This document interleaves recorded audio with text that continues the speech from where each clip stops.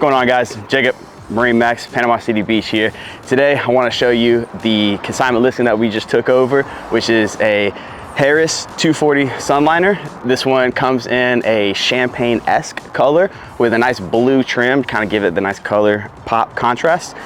This one also is already wrapped with the Vantage Guard protectant for your pontoon. It has a nice rubber outside bumper on it, as well as a protectant carbon fiber material pattern, just to, if you accidentally bump into the dock, another boat, it's not going to damage the pontoon. So it adds a nice layer of protection. On the back here, very nice, strong, durable swim boarding ladder, folds down and up very easily. This one is paired with a Mercury 150 horsepower 4-stroke outboard. Let's hop up inside, let me show you. Thank you for joining me on top of the boat now.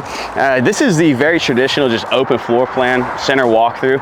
Just offers great seating all around the boat. If you have a lot of animals or little grandkids that come with you and they just need a good playground, it's an excellent floor plan.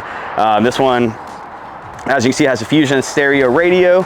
Very simplistic design.